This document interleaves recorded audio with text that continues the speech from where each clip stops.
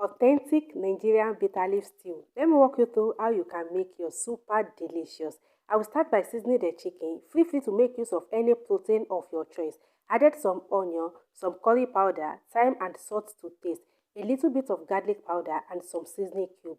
I will add all the seasoning, cover it and allow to boil without adding water for few minutes. Here is the dry bitter leaf. All I'm going to do is transfer it into the food processor and use the food processor to chop it into tiny pieces. If you don't want to use food processor, after you boil your bitter leaf, just make use of knife. But I find the food processor more easier than knife.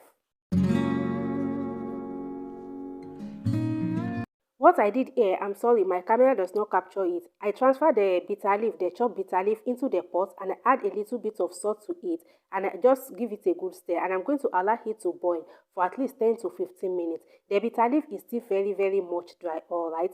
Back to the chicken, I just come to the chicken, give it a quick stir, add some water to it and continue to cook until it's perfectly done.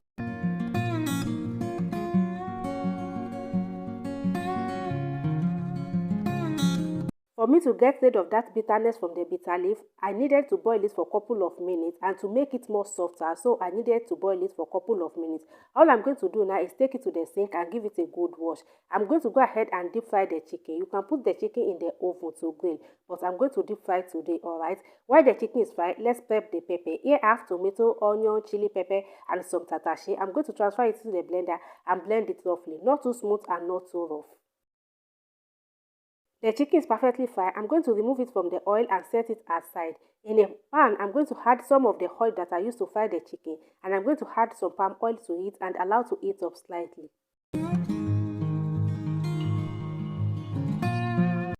I'm going to add some chopped onion and some locust beans, aka iru, into the palm oil and stir fry everything together for about 2 minutes just to infuse flavor into the oil. You guys know we're all about flavor. We're all about delicious food on this channel, alright?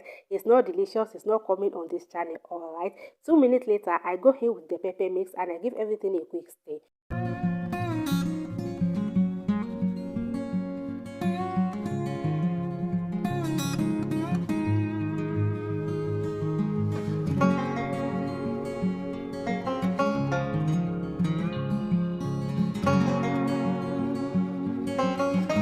Added the chicken stock. You can strain the chicken stock if you want, but I just add the onion, the chicken stock, everything together into the stew, alright?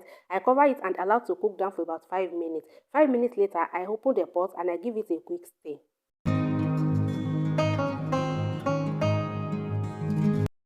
Before I added the chicken seasoning, I already tasted for seasoning, alright, and it needed seasoning, alright. I added a little bit of salt and one chicken seasoning cube, alright.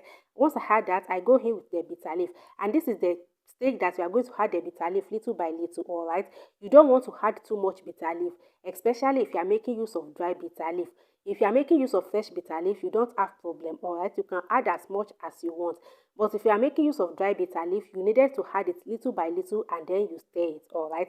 You want the stew to be more than the bitter leaf. If the bitter leaf is more than the stew, it's not going to turn out well, especially if you are making use of dry bitter leaf, alright. Once I achieve the consistency that I'm looking for, I just go in with the chicken and give everything a quick stir, alright. Cover the pot again and continue to cook.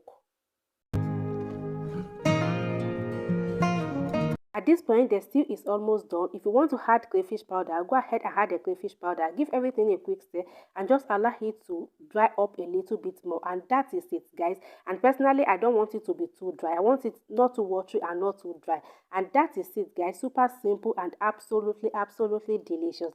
At this point, the stew is perfectly done. All that is remaining is just turn off the heat and go ahead and serve it and enjoy. You can pair it with fufu, with rice, with yam, with anything. You guys, it tasted absolutely delicious. Hope you guys like the recipe. If you do, please give the video a thumbs up, subscribe to the channel, leave a comment down below, and I will see you guys in my next video. Bye.